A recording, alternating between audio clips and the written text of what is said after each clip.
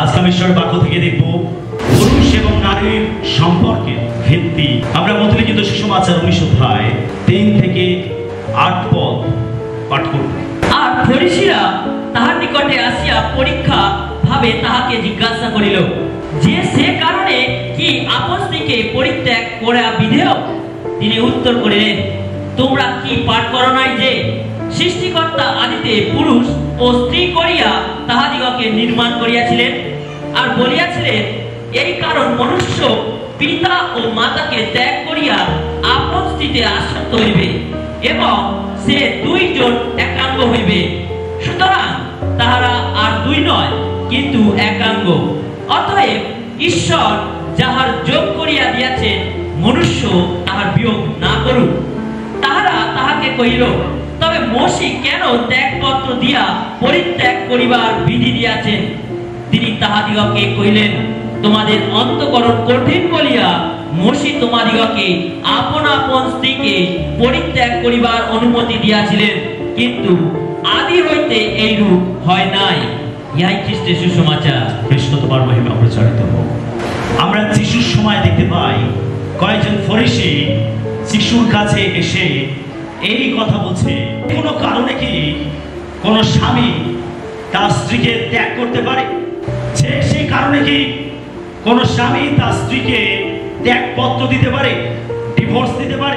আমরা এখানে দেখতে পাই যিশু এখানে উত্তর করে বলছেন, তোমরা কি পাঠ করনি? তিনি বলছেন যে সৃষ্টিকর্তা পিতা ঈশ্বর আদিতে তিনি পুরুষ ও স্ত্রী করে তিনি তাদেরকে নির্মাণ করেছিলেন। আর কি বলছেন? এই কারণ মনুষ্য পিতা মাতাকে ত্যাগ করিয়া আপন স্ত্রীতে আসক্ত হইবে।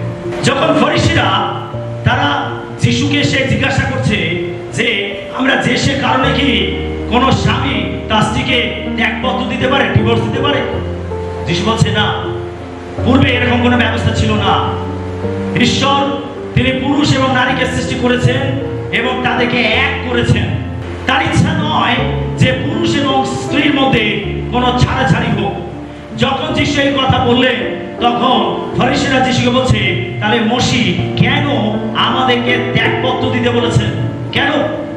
আমরা দেখেছি যে ফরিসীরা বারবার যিশুকে বিপদে ফেলার চেষ্টা করেছে। তারা কথার মাধ্যমে, বিভিন্ন প্রশ্নের মাধ্যমে তারা ষড়যন্ত্র করেছে এবং তাকে তারা বিপদে ফেলার চেষ্টা করেছে। যিশু তিনি বলছেন, তোমাদের হৃদয় কঠিন বলে মোশে তোমাদেরকে এই বিধি দিয়েছে, কিন্তু এটা ঈশ্বরের ইচ্ছা নয়। ঈশ্বর তোমাদেরকে এই বিধি দেননি, কিন্তু মোশে তোমাদেরকে বলেছে যে যদি কোন স্বামী তার স্ত্রীকে ত্যাগপত্র দিতে চায় তাহলে সে ত্যাগপত্র দিতে পারে। কখন? যখন কেউ ব্যভিচারে লিপ্ত হয় তখন তাকে ত্যাগপত্র দিতে পারে। কিন্তু ঈশ্বরের এটা ইচ্ছা নয়, এটা মোশে দিয়েছে, ঈশ্বর এটা দেননি। ঈশ্বর তিনি শুরুতে পুরুষ এবং নারী করে সৃষ্টি করেছেন। ঈশ্বর চেয়েছিলেন যে তারা এক হবে, তারা একসঙ্গে থাকবে, তারা পরিবার তৈরি করবে, তারা পরিবার নিয়ে এই পৃথিবীতে জীবনযাপন করবে। এটাই ছিল ঈশ্বরের পরিকল্পনা। ঈশ্বরের কোনো পরিকল্পনা ছিল না যে পুরুষ এবং নারী, স্বামী এবং স্ত্রী তারা ছাড়াছাড়ি হবে। কিন্তু যিশু বলছে, তোমাদের হৃদয় কঠিন বলে মোশে তোমাদেরকে এই ত্যাগপত্র দিয়েছে। তোমাদের হৃদয় কঠিন। মানুষের হৃদয় কঠিন। অনেক স্বামীর হৃদয় কঠিন, অনেক স্ত্রীর হৃদয় কঠিন। আর সেই জন্য এই কঠিনতা প্রযুক্ত মোশে সেই সমস্ত স্বামীদেরকে, সেই সমস্ত স্ত্রীদেরকে তিনি ত্যাগপত্র দিতে বলেছেন। কিন্তু এটা ঈশ্বরের ইচ্ছা নয়। স্বামী স্ত্রীর মধ্যে ছাড়াছাড়ি হোক, এটা ঈশ্বরের ইচ্ছা নয়। কোন পরিবার ভেঙে যাক, এটা ঈশ্বরের ইচ্ছা নয়। স্বামী স্ত্রীকে ডিভোর্স দিক, স্ত্রী স্বামীকে ডিভোর্স দিক, এটা ঈশ্বরের পরিকল্পনা নয়। ঈশ্বর যখন শুরুতে পুরুষ এবং নারীকে সৃষ্টি করেছিলেন তখন তার পরিকল্পনার মধ্যে এটা ছিল না যে স্বামী এবং স্ত্রী আলাদা হয়ে যাবে। ঈশ্বর চেয়েছিলেন তারা একসঙ্গে থাকবে, একসঙ্গে পরিবার তৈরি করবে, একসঙ্গে তারা বিবাহিত জীবন যাপন করবে, একসঙ্গে তারা এই পৃথিবীতে বসবাস করবে যতক্ষণ না মৃত্যু তাদের জীবনে আসে, আর ততক্ষণ পর্যন্ত তারা একসঙ্গে থাকবে। হালেলুয়া। যদি স্বামী স্ত্রীকে কোনো কিছু পৃথক করতে পারে আর সেটা হচ্ছে মৃত্যু, তার আগে স্বামী স্ত্রী পৃথক হবে না। এটা হচ্ছে ঈশ্বরের পরিকল্পনা। হালেলুয়া। ঈশ্বর চান না স্বামী এবং স্ত্রী আলাদা হয়ে যাক। ঈশ্বর চান স্বামী স্ত্রীতে আসক্ত হবে, স্বামী স্ত্রীকে প্রেম করবে। এটাই হচ্ছে ঈশ্বরের পরিকল্পনা। ঈশ্বর চান না যে তারা পৃথক হয়ে যাক। ঈশ্বর চান তারা দুইজন একাঙ্গ হবে। তারা দুইজন নয়, তারা একজন, তারা একাঙ্গ হবে। ঈশ্বর চান স্বামী স্ত্রীতে আসক্ত হবে। ঈশ্বর চান তারা একাঙ্গ হবে, তারা কখনো পৃথক হবে না। এটা ঈশ্বর চান। ঈশ্বর তাদের যোগ করেছেন, মানুষ তাদের বিয়োগ না করুক। আমেন।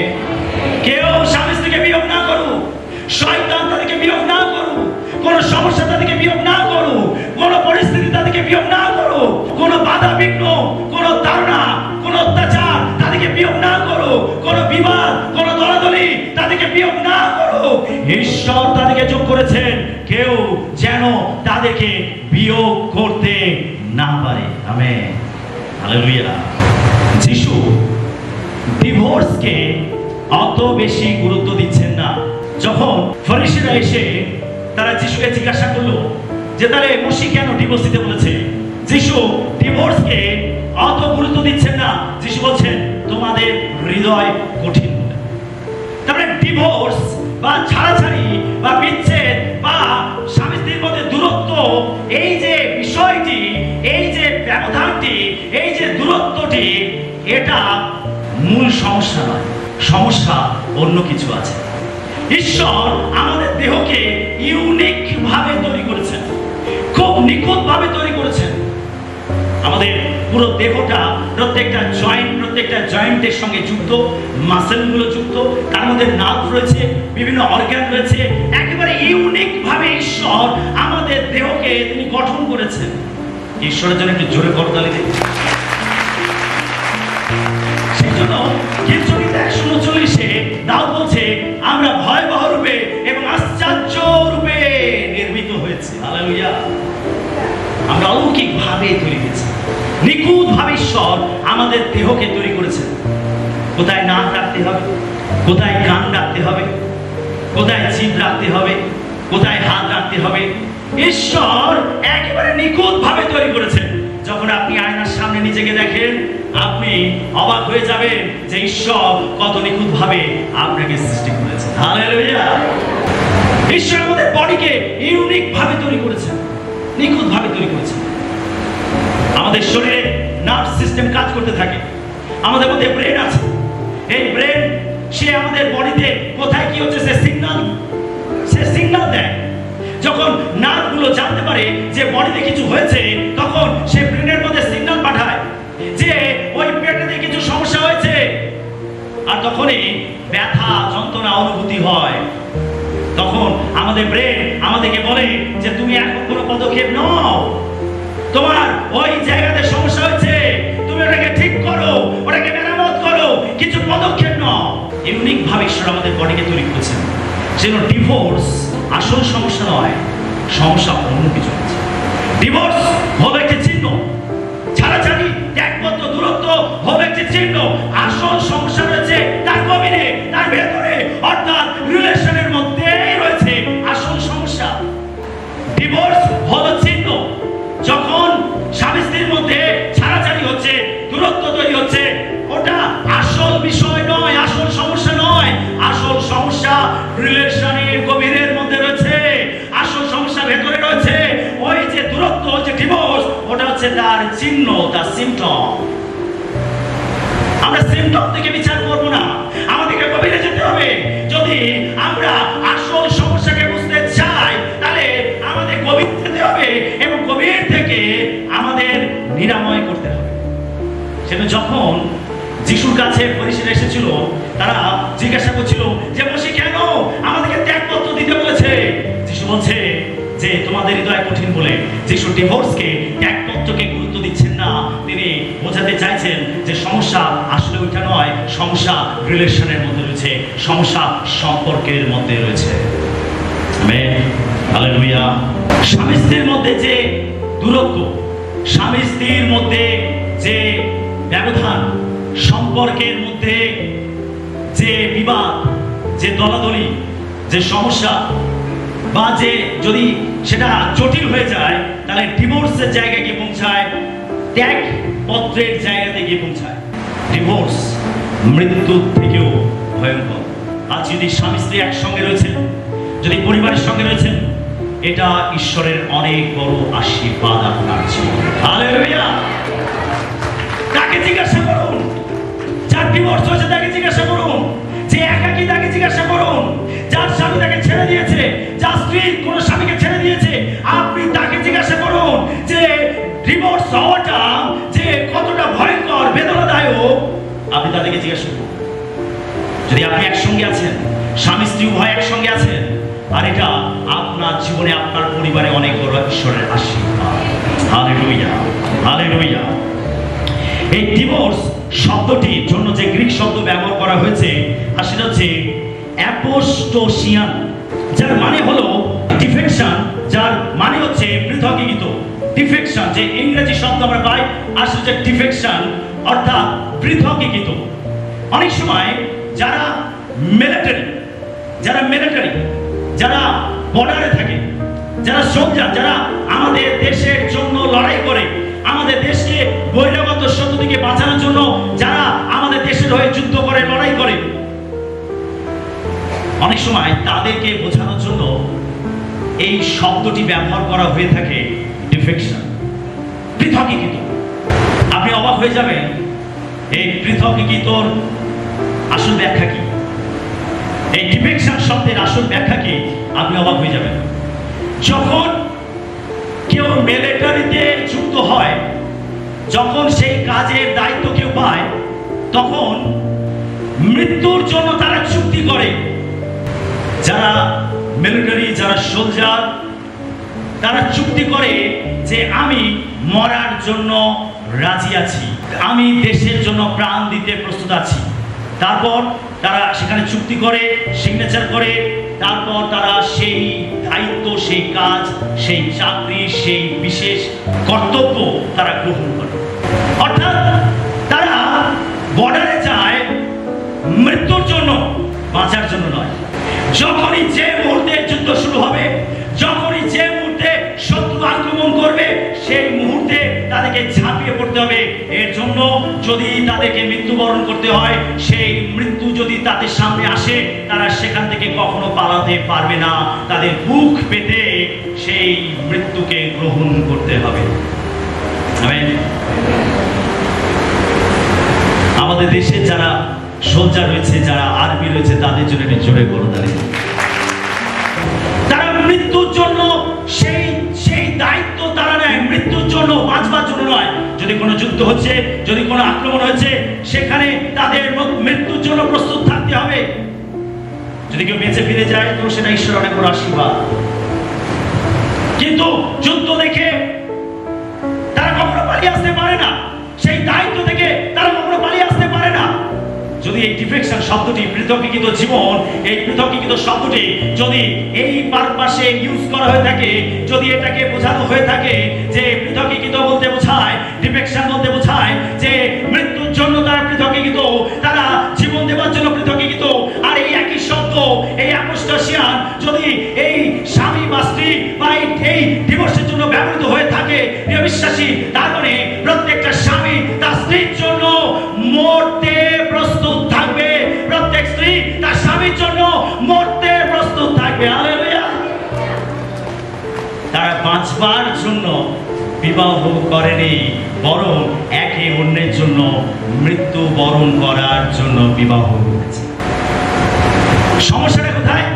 সমস্যাটা হলো যখন স্বামী সে স্ত্রীর থেকে বাঁচবার চেষ্টা করে, তখন সমস্যা।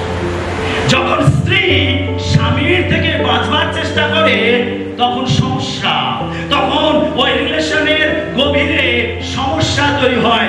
আসল স্বামী স্ত্রীর উদ্দেশ্য কি? একে অন্যের জন্য মরবে, একে অন্যের জন্য প্রাণ দেবে, আর সেটাই হচ্ছে মূল উদ্দেশ্য। যখন স্বামী সে স্ত্রীর থেকে বাঁচবার চেষ্টা করে, তার মানে তাদের রিলেশনের মধ্যে কিছু সমস্যা তৈরি হয়েছে। যখন স্ত্রী স্বামীর থেকে বাঁচবার জন্য চেষ্টা করে, তার মানে সেই সম্পর্কের মধ্যে কিছু সমস্যা তৈরি হয়েছে। এটাই হলো মূল সমস্যা, গভীরের সমস্যা। Amen, hallelujah. স্বামীরা স্ত্রীকে বলুন, তার হাত ধরে বলুন, আমি তোমার জন্য মরতে প্রস্তুত আছি। বলুন বলুন বলুন, প্রত্যেক স্বামী তার স্ত্রীকে বলুন, স্ত্রী স্বামীকে বলুন, প্রত্যেক স্বামী তার স্ত্রীর জন্য মরতে প্রস্তুত থাকবে। মরা বলতে কি বোঝায়? এতটা ভালোবাসা, এতটা প্রেম করা, সমস্যা আসুক, বিপদ আসুক, রোগ আসুক, অভাব আসুক, তাড়না আসুক, কষ্ট আসুক, সে কখনো তার স্ত্রীকে ছেড়ে যাবে না, কোন স্ত্রী তার স্বামীকে ছেড়ে যাবে না। এটাই হচ্ছে একজনের জন্য মৃত্যুবরণ করা। হালেলুয়া। যদি আপনি এখান থেকে পালানোর চেষ্টা করেন, তার মানে আপনার মধ্যে সমস্যা আছে। আপনি যখন স্ত্রীরূপে গ্রহণ করেছেন, তার মানে আপনি তার জন্য জীবন দিতে চুক্তি করেছেন। আমেন। যখন স্ত্রীরা স্বামীকে গ্রহণ করেছেন, তখন আপনি আপনার স্বামীর জন্য মরতে আপনি প্রস্তুত আছেন, আপনি মরার জন্য চুক্তি করেছেন। তাই অনুগ্রহ করে স্বামীর থেকে পালিয়ে আলাদা বাঁচবার চেষ্টা করবেন না। যদি আলাদা গিয়ে বাঁচবার চেষ্টা করেন, আপনার জীবন নরকে পরিণত হবে।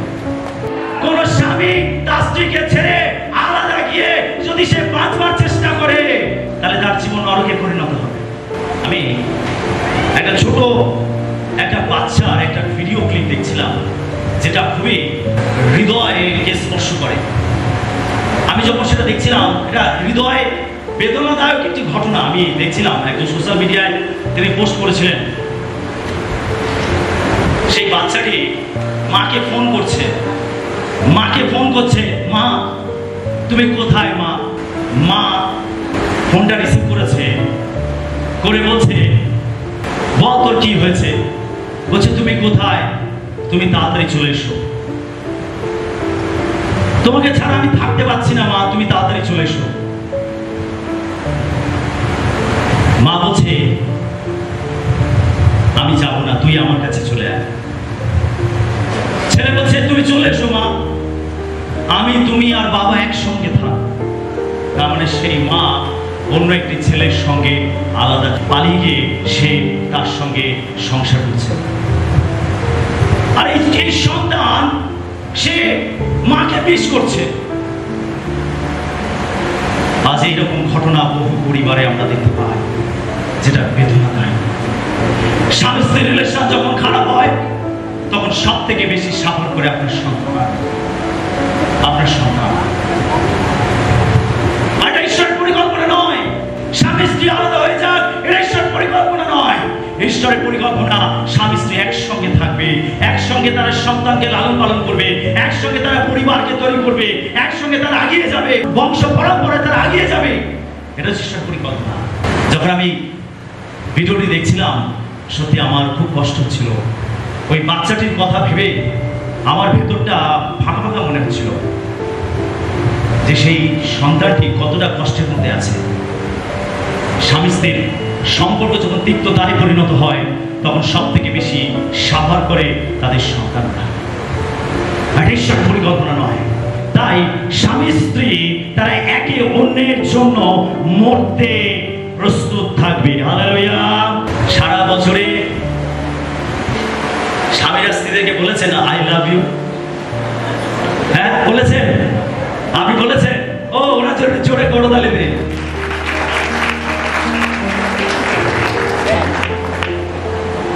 স্ত্রীরা স্বামীদের বলেছেন আই লাভ ইউ? বলেছেন? ও প্রেজ দ্য লর্ড, জোরে করতালি দেই।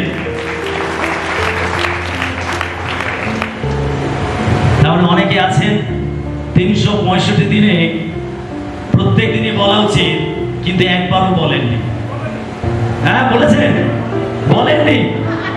এই তো ভয়ঙ্কর ব্যাপার। Hallelujah, praise the lord, praise the Lord.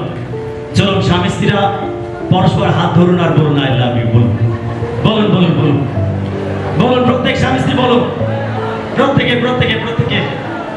আচ্ছা প্রত্যেক স্বামী স্ত্রী দাঁড়িয়ে উঠি, নিজের জায়গায় দাঁড়িয়ে উঠি। স্বামী স্ত্রীরা দাঁড়িয়ে উঠি, প্রত্যেকে নিজের জায়গায় দাঁড়িয়ে উঠি। স্বামী স্ত্রীরা দাঁড়িয়ে উঠি, প্রত্যেকে দাঁড়িয়ে উঠি। কেউ প্রভুর বাক্যের অবাধ্য হব না। আমরা প্রত্যেকে প্রভুর গৃহে আছি, প্রভুর মন্দিরে আছি। প্রত্যেক স্বামী স্ত্রী দাঁড়িয়ে উঠি প্রভুর কাছে। এটাতে আমাদের জীবন আশীর্বাদ যুক্ত হবে, আমাদের সম্পর্ক মজবুত হবে। আর এটা ঈশ্বর দেখতে চান। চলুন স্বামীরা স্ত্রীদের হাত ধরুন। প্রথমে আদম বলবে হওয়াকে, প্রথম আদম বলবে হওয়াকে। প্রত্যেক স্বামী তার স্ত্রীর হাত ধরুন, সামনাসামনি, ফেস টু ফেস।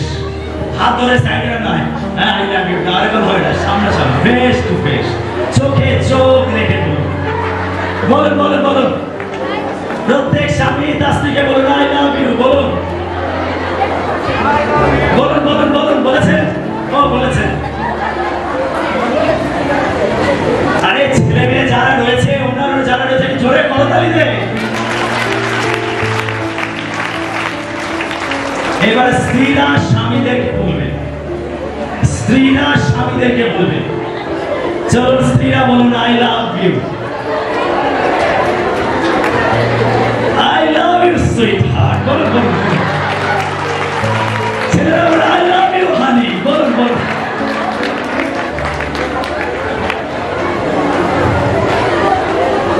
বলেছি সবাই? একটা জোরে করতাল দে, হালেলুয়া। আপনার জীবনের সব থেকে শ্রেষ্ঠ উপহার ঈশ্বর আপনাকে দিয়েছেন আপনার স্ত্রী। পৃথিবীর সব থেকে শ্রেষ্ঠ উপহার আপনার স্ত্রী, ঈশ্বর আপনাকে দিয়েছেন এই উপহার। এর জোরে স্বামীরা হাত তুলে ঈশ্বরকে গৌরবান্বিত করি। Hallelujah hallelujah. আমরা দেখব যে পুরুষ অর্থাৎ আদম, ঈশ্বর যখন আদমকে বানিয়েছিলেন, যখন পুরুষকে বানিয়েছিলেন, তখন তার পিছনে ঈশ্বরের মহৎ উদ্দেশ্য ছিল। উদ্দেশ্যবিহীন তিনি কোনো কিছুকেই সৃষ্টি করেননি। প্রত্যেকটা সৃষ্টির পিছনে ঈশ্বরের মহৎ উদ্দেশ্য আছে। আর তিনি যখন পুরুষকে আদমকে বানিয়েছেন, তখন তার পিছনে ঈশ্বরের মহৎ উদ্দেশ্য আছে। আমেন। আসলে আমরা সেই উদ্দেশ্যটাকে আমরা একটু দেখি। আমরা দেখব ভিত্তি, ফাউন্ডেশন। আমরা যখন কোনো বাড়ি বানাই, তখন আমরা প্রথমে কিসের উপরে বেশি জোর দেই?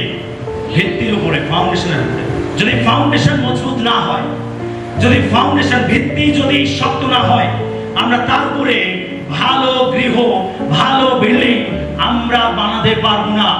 যদি ফাউন্ডেশনটা দুর্বল হয়, যদি ভিত্তিটা দুর্বল হয়, তাহলে তার উপরে যদি আপনি বড় বিল্ডিং বানাতে চান, তাহলে ওই বিল্ডিং থাকবে না, ওই বাড়ি থাকবে না, ওটা ভেঙে পড়ে যাবে। ঈশ্বর তিনি যখন পুরুষকে সৃষ্টি করেছিলেন, তখন বলা যেতে পারে একটি পরিবারের, একটি ঘরের, একটি সংসারের বা একটি মানব জাতির জন্য তিনি ফাউন্ডেশন তৈরি করেছিলেন, তিনি ভিত্তি তৈরি করেছিলেন। যখন তিনি প্রথম আদমকে তৈরি করেছিলেন, তখন তিনি কি করেছিলেন? ভিত্তি তৈরি করেছিলেন, ফাউন্ডেশন করেছিলেন। যখন একটা ভিত্তি বানানো, ঘর বানানো হয়, প্রথমে হিসাব নিকাশ করা হয় যে কত বড় বিল্ডিং বানানো হবে। একতলা, দুতলা, তিনতলা, পাঁচতলা, বর্তমানে তো এখন অনেক তলা তৈরি হয়।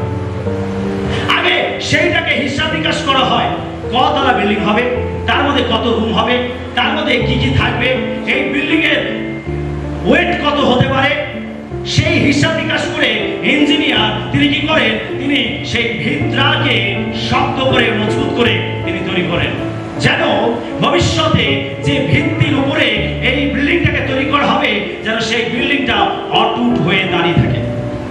আমেন। সত্যি সকলে, যদি ভিত্তি দুর্বল হয়, তাহলে তার উপরে বিল্ডিং কখনো দাঁড়াবে না, কখনো থাকবে না। তাহলে বিল্ডিংটা ধস নেবে, ভেঙে যাবে। ঈশ্বর যখন তিনি পরিবারকে তৈরি করেছিলেন, তখন তিনি প্রথমে ফাউন্ডেশন বানিয়েছিলেন, ভিত্তি বানিয়েছিলেন, যেন তার উপরে তিনি পরিবার গাঁথতে পারেন, তার উপরে তিনি পৃথিবীতে মানব জাতিকে তিনি আগিয়ে নিয়ে যেতে পারেন। আর সেই জন্য তিনি যখন প্রথম মানুষকে বানিয়েছিলেন, বলা যেতে পারে মানুষ হলো এই পৃথিবীর মানব জাতির, আদম হলো, পুরুষ হলো মানব জাতির ভিত্তি। হালেলুয়া। প্রত্যেকটা পুরুষ হলো একটি পরিবারের ভিত্তি। প্রত্যেকটা পুরুষ। আজকে আপনি যখন বিবাহ করেছেন, আপনি একটা পরিবারের ভিত্তিতে পরিণত হয়েছে। আগে আগামী দিনে যে যুবকেরা বিবাহ করবে তারাও ভবিষ্যতের জন্য একটা পরিবারের ভিত্তি। প্রত্যেকটা পুরুষের মধ্যে রয়েছে ভিত্তি, প্রত্যেকটা পুরুষ হলো ভিত্তি, একটি পরিবারের ভিত্তি। শুনছি সকলে, প্রত্যেকটা সৃষ্টির পিছনে ঈশ্বরের বারবাস রয়েছে, উদ্দেশ্য রয়েছে। প্রত্যেকটা সৃষ্টির পিছনে ঈশ্বরের মহৎ পরিকল্পনা রয়েছে। আর তার পরিকল্পনা হলো যে প্রত্যেকটা পুরুষই হলো প্রত্যেকটা পরিবারের ভিত্তি। তার কারণ পুরুষ সে স্ত্রীকে গ্রহণ করবে, বিবাহ করবে এবং তারা একাঙ্গ হবে, সন্তান উৎপন্ন করবে, তারা পরিবার গাঁথবে এবং এইভাবে একটা পুরুষ একটা পরিবারের ভিত্তিতে পরিণত হয়। আমেন। যে পুরুষকে ঈশ্বর তৈরি করেছেন তিনি তার জন্য পরিকল্পনা করেছেন যে সে তার স্ত্রীকে বহন করবে, সে তার সন্তানদেরকে বহন করবে, তাদের যা কিছু প্রয়োজন সে মেটাবে, সে তাদের দায়িত্ব তুলে নেবে, তাদের প্রত্যেকটা প্রয়োজনে খেয়াল রাখবে, তাদের যত্ন নেবে, তাদেরকে ভালোবাসবে, তাদেরকে বহন করবে। এটা হচ্ছে পুরুষের দায়িত্ব, এটা হচ্ছে ফাউন্ডেশন, একটা পরিবারের ফাউন্ডেশন, ভিত্তি। যদি ফাউন্ডেশন নড়বড়ে হয়, যদি পুরুষ এই স্বামী যদি নড়বড়ে হয়, তাহলে পুরো পরিবারটাই ধসে পড়ে যাবে। আর এটা ঈশ্বরের পরিকল্পনা নয়। ঈশ্বরের পরিকল্পনা যেন প্রত্যেকটা পুরুষ সে তার পরিবারকে ধরে রাখে, বহন করে। ভিত কি করে? ভিত যখন তৈরি করা হয়, ভিত পুরো বিল্ডিংটাকে ধরে রাখে। তারপরে বিভিন্ন জিনিসপত্র বোঝাই করা হয়, বিভিন্ন পরিবার, কোন অফিস কাছারি, কোন যন্ত্রপাতি, কোন আসবাবপত্র, যা কিছু ওই বিল্ডিং এর মধ্যে রাখা হয়, ওই ভিত কি করে? সে সমস্ত লোডকে সে বহন করে। একইভাবে একটি পুরুষ সে তার পরিবারের প্রত্যেকটা লোডকে সে ধরে রাখবে, বহন করবে। হালেলুয়া। সমস্যাটা কোথায়? যখন পুরুষেরা এই দায়িত্ব থেকে পিছিয়ে যায়, সরে যায়, তখনই হলো মূল সমস্যা। পুরুষেরা শুনছি, স্বামীরা শুনছি, যখন এই দায়িত্ব থেকে স্বামীরা পুরুষেরা সরে যায়, না না আমি তোমার দায়িত্ব নিতে পারবো না, স্ত্রীকে বলছে আমি তোমার দায়িত্ব নিতে পারবো না, সন্তানকে বলছে না আমি আর ওর দায়িত্ব নিতে পারবো না।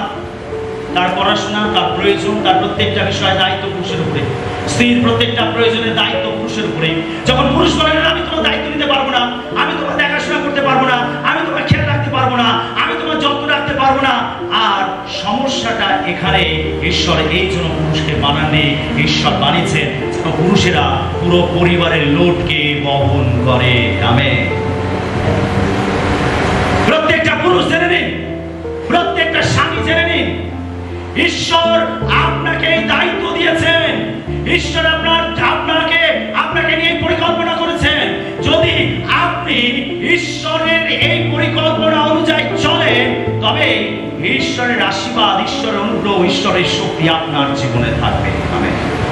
আর যদি আপনি এই দায়িত্ব থেকে আপনি পালিয়ে যান, এই দায়িত্ব তুলে নিতে না চান, আপনি এটাকে অবহেলা করেন, তাহলে এই পরিবার ধ্বংস হবে, এই পরিবার নষ্ট হবে, এই পরিবারের মধ্যে গোলযোগ, অশান্তি, দূরত্ব তৈরি হবে, ভুল বুঝাবুঝি তৈরি হবে। আর এটাতে ঈশ্বর এতটুকু খুশি হন না, এতটুকু প্রীত হন না, এতটুকু আনন্দিত হন না, বরং ঈশ্বরের হৃদয় ভেঙে যায়, ঈশ্বর দুঃখান্ত হন। ঈশ্বর বলেন আমি স্ত্রী ত্যাগ ঘৃণা করি। আমেন। হালেলুয়া। প্রত্যেকটা পুরুষ হলো ঈশ্বরের প্রতিমূর্তিতে তৈরি। প্রত্যেকটা পুরুষ কার প্রতিমূর্তিতে তৈরি?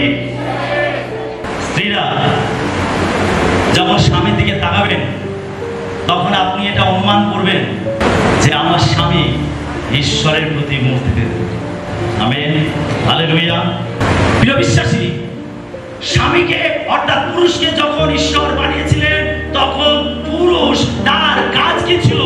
ঈশ্বরের উপস্থিতির মধ্যে থাকা।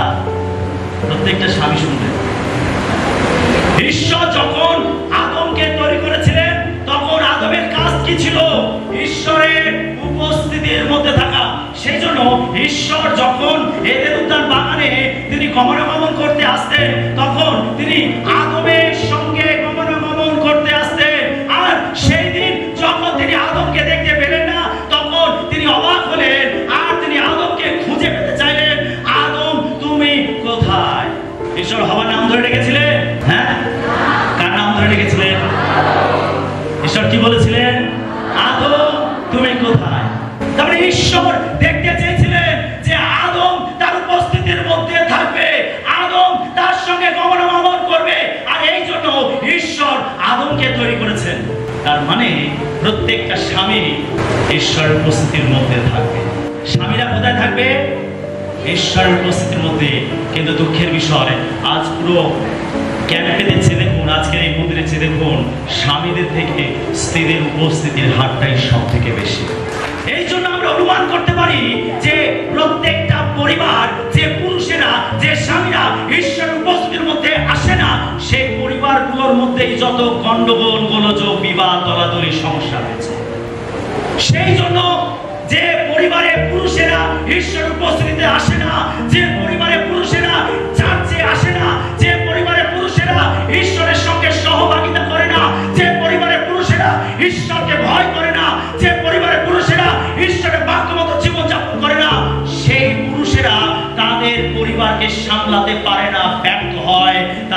তারা তাদের পরিবারে ধ্বংস, বিবাদ, ঈর্ষা, দলাদলি এগুলো নিয়ে আসে।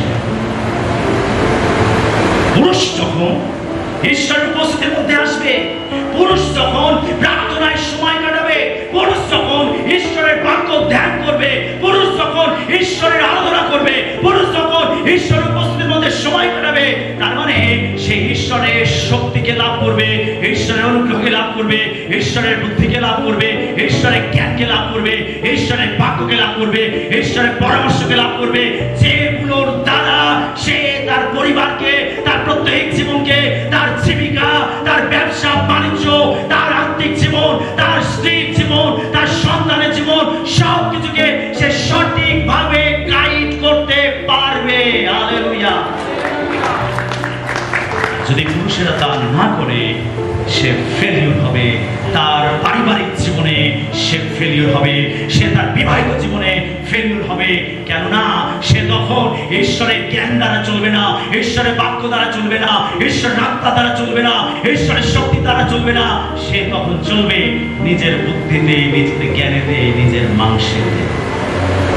সে স্ত্রীর উপরে প্রহার করবে, সন্তানের উপরে প্রহার করবে, সে তাদেরকে ডমিনেট করবে, তাদের উপর অত্যাচার করবে, সে মনমানি করবে, সে তার ইচ্ছাকে পূরণ করবে, আর নিপীড়িত হবে স্ত্রী, সন্তান, পরিবারের সমস্ত লোকেরা।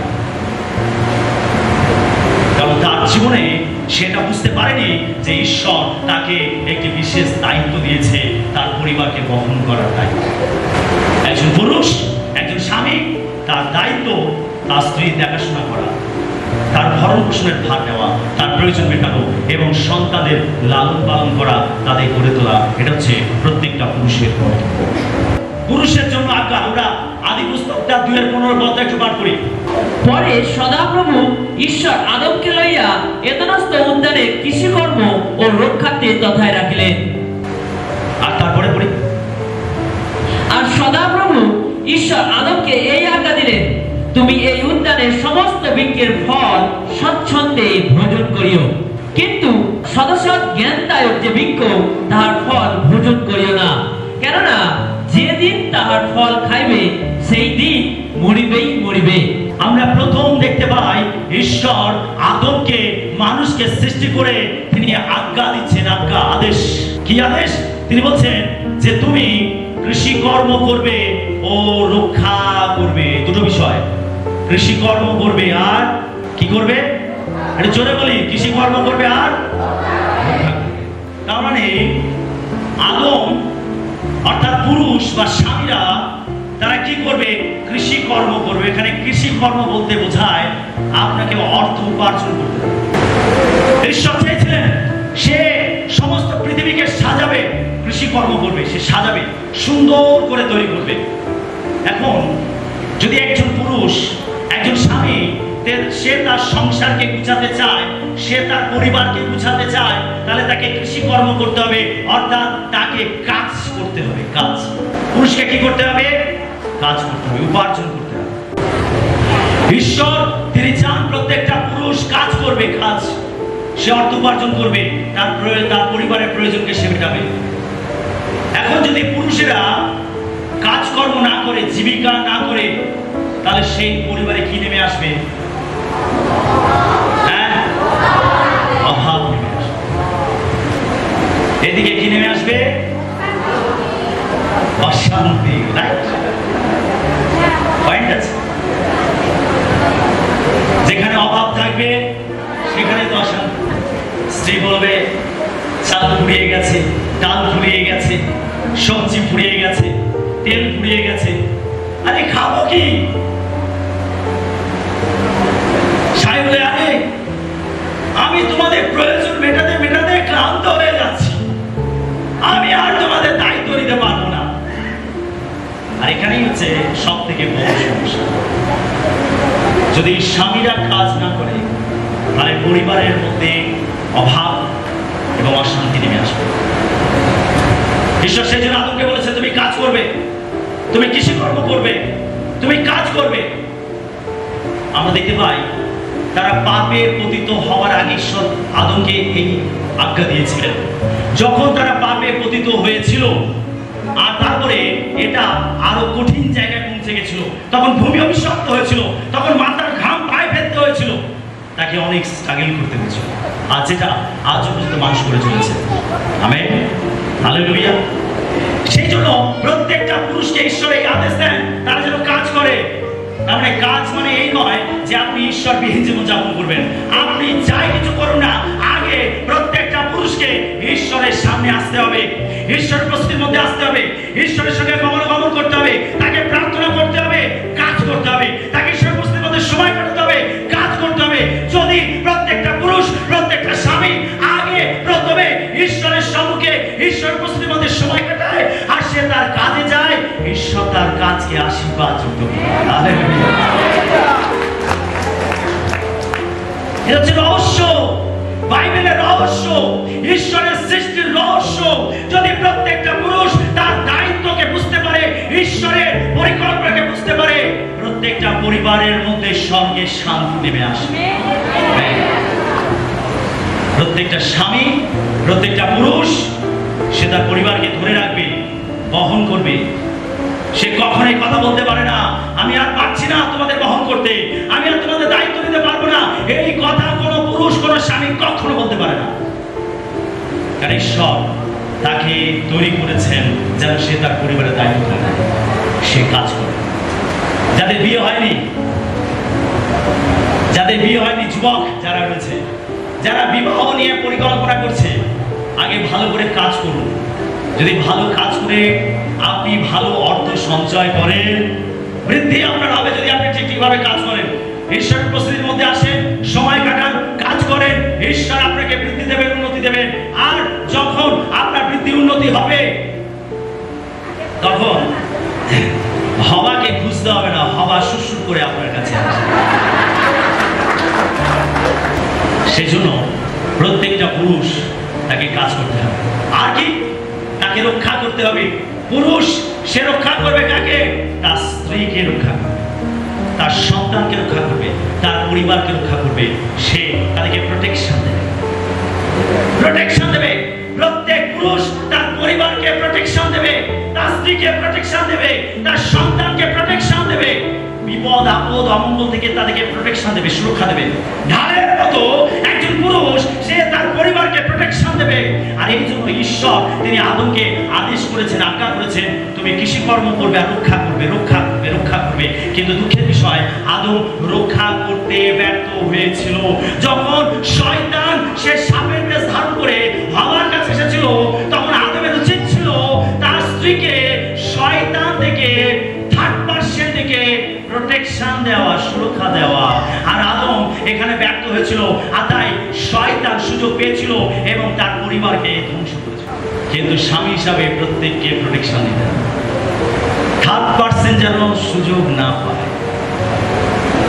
শয়তান যেন সুযোগ না পায়। স্বামীরা আপনার দায়িত্ব আপনার স্ত্রীকে প্রোটেকশন দেওয়া এবং আপনার সন্তানকে প্রোটেকশন দেওয়া। Amen, hallelujah. পুরুষ ঈশ্বরের কাছ থেকে আজ্ঞা পেয়েছিল, সেজন্য পুরুষকে ঈশ্বরের কাছ থেকে আজ্ঞা বা তার বাক্য লাভ করতে হবে। আর এই বাক্য পুরুষ তখনই লাভ করবে যখন ঈশ্বরের সঙ্গে সে সহভাগিতা করবে।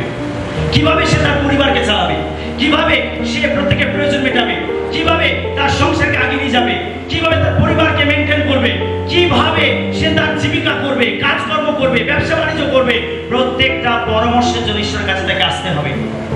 কারণ ঈশ্বর পুরুষকে আজ্ঞা করেছিলেন, ঈশ্বরের কাছ থেকে পুরুষকে আজ্ঞা পেতে হবে।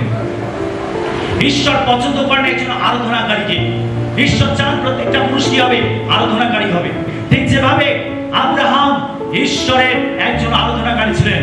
আমরা আব্রাহামকে দেখতে পাই, আব্রাহাম যখন উর দেশ থেকে বেরিয়ে এসেছিল, সে যখন এক একটি জায়গাতে গেছিল, যখন সে কনানে গেছিল, সেখানে গিয়ে সে বেদি নির্মাণ করেছিল।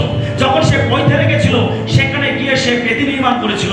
আমরা আব্রাহামের জীবনে দেখতে পাই, আব্রাহাম যেখানে গেছে সেখানে ঈশ্বরের জন্য বলিদান করেছে, অর্থাৎ ঈশ্বরের জন্য আরাধনা করেছে। আমরা দাউদকে দেখতে পাই, দাউদ একজন আরাধনাকারী ব্যক্তি ছিলেন, আর সেজন্য ঈশ্বর দাউদকে মনের মতো লোক পেয়েছি বলে তিনি সাক্ষ্য দিয়েছেন, তিনি প্রকাশ করেছেন। তিনি বলেছেন, আমি মনের মতো লোক দাউদকে পেয়েছি। অর্থাৎ দাউদ তিনি ঈশ্বরের একজন আরাধনাকারী ব্যক্তি ছিলেন বলে ঈশ্বর তাকে পছন্দ করতেন। ঈশ্বর চান প্রত্যেকটা পুরুষ আরাধনাকারী হবে। তাই প্রত্যেকটা স্বামী, প্রত্যেকটা পুরুষ ঈশ্বরের গৃহে আসবে, ঈশ্বরের মন্দিরে আসবে এবং ব্যক্তিগত জীবনে সে ঈশ্বরের আরাধনা করবে। হালেলুয়া। আমরা দেখতে পাই যে ঈশ্বর আদমের বুকের হাড় দিয়ে তিনি নারীকে অর্থাৎ হওয়াকে তিনি বানিয়েছিলেন। যখন ঈশ্বর হওয়াকে বানিয়েছিলেন, তখনই আদম প্রথম ভাববাণী করেছিল। আমরা পড়ি আদি পুস্তক 2 অধ্যায় 23-24 পদ পড়ি। তখন আদম কহিলেন, এবার হইয়াছে, ইনি আমার অস্থির অস্থি ও মাংসের মাংস, ইহার নাম নারী হইবে, কেননা ইনি নর হইতে গৃহীত হইয়াছেন। এই কারণে মনুষ্য আপন পিতা মাতাকে ত্যাগ করিয়া আপন স্ত্রীতে আসক্ত হইবে এবং তাহারা একাঙ্গ হইবে। আমরা এখানে দেখতে পাই যে আদম প্রথম ভবিষ্যৎবাণী করেছিল, এবার হয়েছে, এই আমার মাংসের মাংস, এই আমার অস্থির অস্থি। আর কি বলছে? এই জন্য সে তার পিতামাতাকে ত্যাগ করে সে আপন স্ত্রীতে আসক্ত হবে। কারণ এই ভবিষ্যৎবাণীর মাধ্যমেই আমরা দেখতে পাই যে আদম সে নারীর প্রতি বেশি আসক্ত হয়েছে। আর যেটা বর্তমান সময় আমরা দেখতে পাই যে একজন পুরুষ একজন নারীর জন্য সে সবকিছু করতে পারে, সে সবার বিরুদ্ধে চলে যেতে পারে।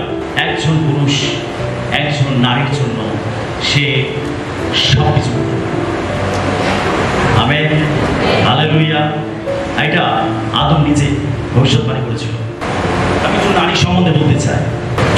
ঈশ্বর নারীকে তৈরি করেছিলেন তার সহকারিণী রূপে।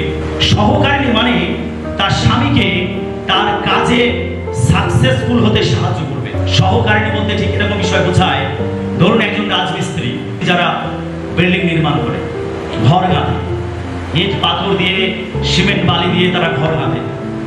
একজন মিস্ত্রি সে নিজে একটা ঘরকে গাঁথতে পারে না, তার একজন হেল্পার দরকার আছে। কি তাই তো? যে তাকে মশলা জুগিয়ে দেবে, ইট জুগিয়ে দেবে, তার যা কিছু প্রয়োজন সেগুলো জুগিয়ে দেবে, আর সে স্টেপে স্টেপে সেগুলোকে গাঁথতে থাকবে, নির্মাণ করতে থাকবে।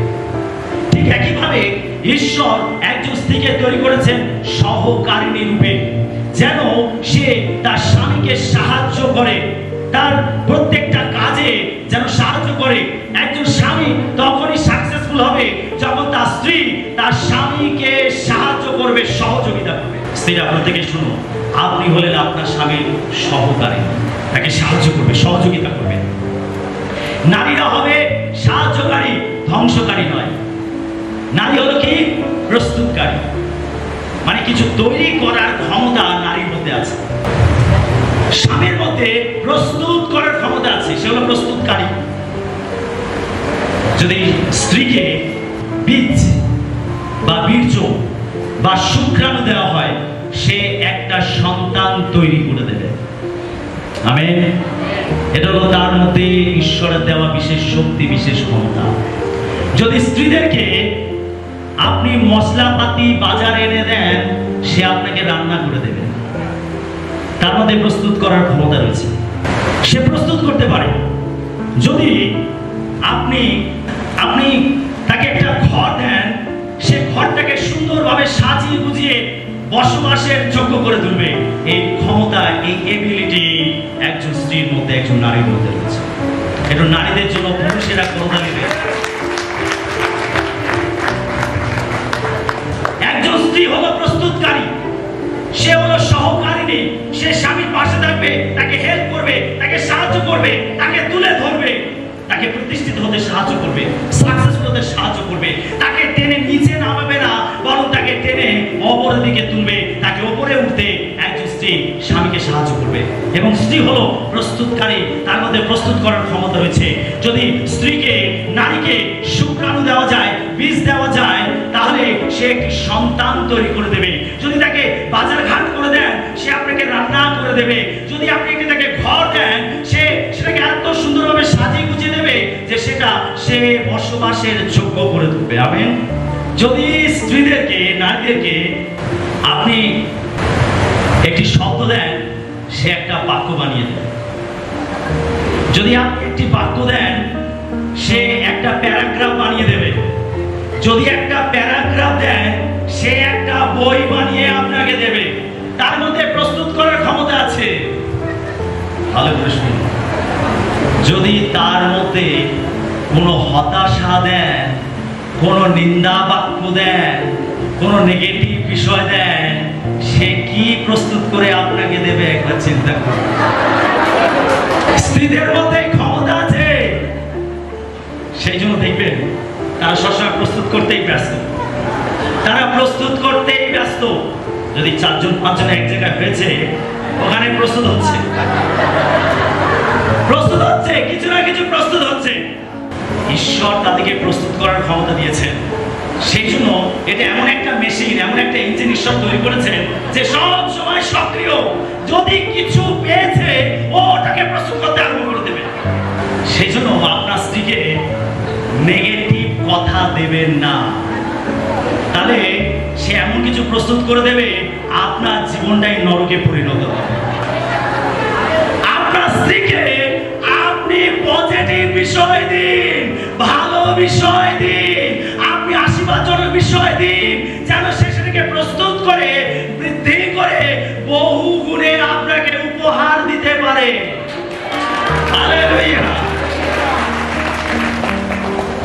দয়া করে পুরুষেরা সাবধান হয়ে যান, কোনো নেগেটিভ বার্তা স্ত্রীদেরকে দেবেন না। এই স্বামীরা সাবধান হয়ে যান। আপনাদের মধ্যে যে গুণ আছে, বাইবেল যে গুণগুলোর কথা বলে, ঈশ্বর যেভাবে আপনাদেরকে তৈরি করেছেন, এটা আপনাদেরও জানা উচিত এবং পুরুষদেরকেও জানা উচিত। যদি আমরা এটা জানি, তাহলে আগামী দিনে আমাদের সম্পর্ক ভাঙবে না, বরং আরো মজবুত হবে। একটা মজার কথা বলি, স্ত্রী হলো একটা গাড়ির মতো। স্বামীরা শুনে নিন, স্ত্রী হলো একটা গাড়ির মতো। যদি আপনি ভালো করে ড্রাইভিং না জানেন, তাহলে ওই গাড়ি কিন্তু অ্যাক্সিডেন্ট করবে।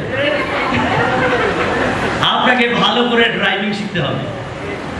লাইসেন্স পেতে গেলে আগে ড্রাইভিং শিখতে হবে, তাকে টেস্ট দিতে হবে, তারপর সরকার সেটা বুঝে তারপর তাকে লাইসেন্স সার্টিফিকেট দেবে। সেই জন্য বিবাহ করার আগে আপনি ভালো করে গাড়িটা চালানো শিখে নেন, যে নারীর গুণাগুণ সম্বন্ধে আগে ভালো করে জেনে নেন, সংসার সম্বন্ধে আগে জেনে নেন, বিবাহিত জীবন সম্বন্ধে জেনে নেন, যেন আপনি এখানে গিয়ে ধাক্কা না মারেন, ওখানে গিয়ে ধাক্কা না মারেন, যেন উঁচু থেকে নিচুতে না পড়েন, কিন্তু যেন ঠিক রাস্তায় আপনি ঠিক লক্ষ্যে পৌঁছাতে পারেন। Amen, hallelujah. তাই স্ত্রীদেরকে ঈশ্বর এইভাবে তৈরি করেছেন, আর পুরুষদেরকে ঈশ্বর আলাদাভাবে তৈরি করেছেন। পারপাস, আলাদা পারপাসে তিনি তৈরি করেছেন, যেন আমরা প্রত্যেকে নিজের কাজ, নিজের দায়িত্বকে বুঝি। নারী হলো উৎসাহ দানকারী, নারী হলো উৎসাহ দানকারী। সে উৎসাহ দিতে জানে, উৎসাহ দিতে জানে। স্বামী কোনো স্বপ্ন দেখেছে, তার কোনো দর্শন, ও আমি ওইখানে একটা দোকান করব, আর একটা রেস্টুরেন্ট করব, আর আমি ভালো করে একটা ব্যবসা শুরু করব। এখন এই দর্শন, এই স্বপ্ন সে দেখেছে, এখন স্ত্রীর কাছে এসেছে, আর স্ত্রীকে এসে বলছে, জানো আমি একটা পরিকল্পনা করেছি, একটা স্বপ্ন দেখছি, আমাদের ভবিষ্যৎ যাতে ভালো হয় সেজন্য একটা স্বপ্ন দেখেছি কি না, ওইখানে আমি একটা দোকান নেব আর আমি একটা নতুন করে বিজনেস শুরু করব। স্ত্রী স্বামী দিকে চেয়েছে, তুমি তুমি তোমার তো টাকা কোথায়, তোমার তো জ্ঞান কোথায়, তোমার তো নলেজ কোথায়, তুমি জানো কিছু কিভাবে চালাতে হয়? স্বামী অনেক আশা আকাঙ্ক্ষা নিয়ে স্ত্রীকে বলেছে, স্ত্রীর উচিত তাকে উৎসাহ দেওয়া আর তা না করে তাকে হতাশ করছে। স্ত্রীরা স্বামীদেরকে হতাশ করবে না, উৎসাহ দান। আপনার উৎসাহ স্বামীর কনফিডেন্সকে 100 থেকে 200% বাড়িয়ে দেবে। যদি স্ত্রীরা স্বামীদেরকে উৎসাহ দেয় তাহলে ওই 100%টা 200%-এ পরিণত হতে পারে। তার মধ্যে কনফিডেন্স লেভেল অনেক বেশি বেড়ে যেতে পারে এবং একজন স্বামী সে তার জীবনে সাকসেসফুল হতে পারে। এই উৎসাহ না পাওয়ার জন্য অনেক স্বামী রয়েছে যারা বাড়িতে আসতে চায় না। কাজ শেষ হয়ে গেলেও তারা বাড়িতে আসতে চায় না। তারা দিনের অতিরিক্ত সময় তারা বাইরে কাটাতে চায়, তার কারণ তারা জানে যদি আমি বাড়িতে যাই আমি সেখানে গিয়ে হতাশ হব, নিরাশ হব। সেজন্য আপনি আপনার স্বামীর সঙ্গে এমন আচরণ করুন, এমন উৎসাহ দিন যেন সে বাড়ি আসার জন্য তাড়াহুড়ো করে, আপনার কাছে আসার জন্য যেন সে তাড়াহুড়ো করে। তাকে উৎসাহ দিন, তাকে ভালোবাসুন, তাকে ভালোবাসুন, তাকে উৎসাহ। হালেলুয়া। স্বামীকে হাত করুন, কিস করুন, চুম্বন করুন, সেই টানে আপনার স্বামী তাড়াতাড়ি ঘরে আসে। হালেলুয়া। সেই জন্য অনেক স্বামী বাড়ি আসতে চায় না, তার কারণ বাড়িতে তারা হতাশ হয়, নিরাশ হয়। বাড়ি যদি ঠিক থাকে, গৃহ যদি ঠিক থাকে, স্ত্রী স্বামী সম্পর্ক যদি ঠিক থাকে, তাহলে এই পৃথিবীর বাড়িটাই স্বর্গ রাজ্যে পরিণত হবে। যেখানে আনন্দ থাকবে, আশীর্বাদ থাকবে, ঈশ্বরের উপস্থিতি থাকবে, প্রার্থনা থাকবে, সেবা কাজ থাকবে, সেটাই স্বর্গরাজ্যে পরিণত হবে। তাই আপনার ঘরকে, আপনার পরিবারকে স্বর্গরাজ্যে পরিণত করুন। আমেন। স্ত্রী হল উৎসাহদানকারী। শেষ বিষয় আমি সংক্ষেপে বলতে চাই, আর সেটা হচ্ছে কেউ অন্যভাবে নেবেন না,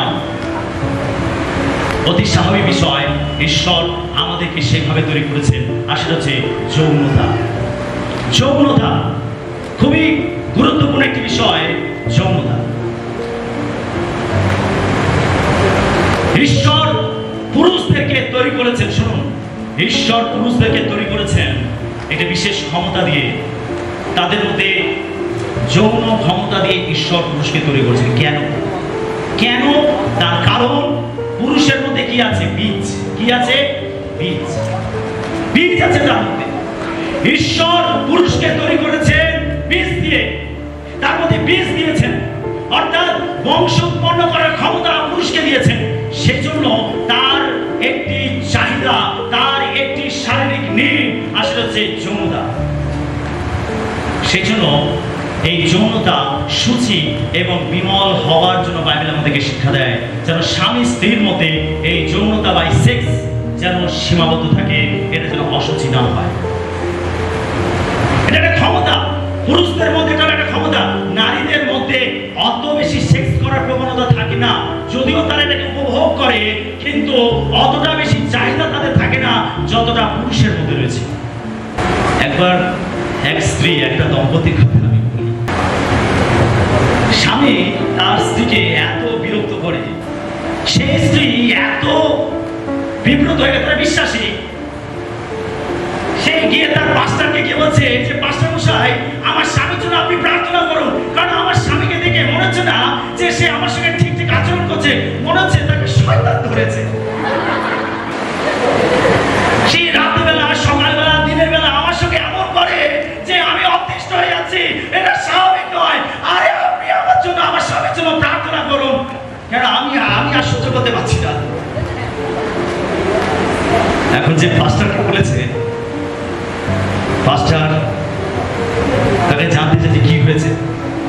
তো যখন সে তাকে খুলে বলেছে, তখন পাস্টার বলছে, মনে হচ্ছে ওই একই দুষ্ট আত্মা, যদি এটা দুষ্ট আত্মা হয় তাহলে ওই একই দুষ্ট আত্মা আমার জীবনেও কাজ করছে। না প্রিয় বিশ্বাসী, এটা হলো কোনো দুষ্ট আত্মা নয়, কোনো শয়তান নয়, এটা ঈশ্বরের দেওয়া ক্ষমতা, ঈশ্বরের দেওয়া শক্তি, ঈশ্বরের দেওয়া সেবা। আর সেই জন্য এটা স্বামী স্ত্রীর মধ্যে সীমাবদ্ধ থাকবে। আর এটা ঈশ্বর চান, ঈশ্বর থেকে বংশ উৎপন্ন করার ক্ষমতা দিয়েছেন। আর সেই জন্য এটা তাদের শরীরের নেই। আর তাই বাইবেল বলছে স্ত্রী স্বামী প্রাপ্য স্বামীকে দিক। সেজন্য প্রত্যেক স্ত্রী স্বামী যেটা প্রাপ্য তাকে সেটা সে দেবে। আর এটাতে তাদের সম্পর্ক মজবুত হবে। সেই জন্য আদম বলেছিল যে হে আমার স্ত্রীর স্ত্রী মাংসের মাংস, স্বামী স্ত্রীতে আসক্ত থাকবে। এটাই হচ্ছে ঈশ্বরের পরিকল্পনা। বিশ্বাসী, যদি আমরা ঈশ্বরের পরিকল্পনাকে বুঝতে পারি তাহলে আমরা আমাদের পরিবারগুলোকে আমরা উন্নতি বৃদ্ধি আশীর্বাদযুক্ত করতে পারবো। আমাদের পরিবারে ঈশ্বরের যে পরিকল্পনা রয়েছে সেগুলোকে আমরা বাস্তবায়িত করতে পারবো। তাই পুরুষ সে তার দায়িত্বকে বুঝবে এবং স্ত্রী তার দায়িত্বকে বুঝবে।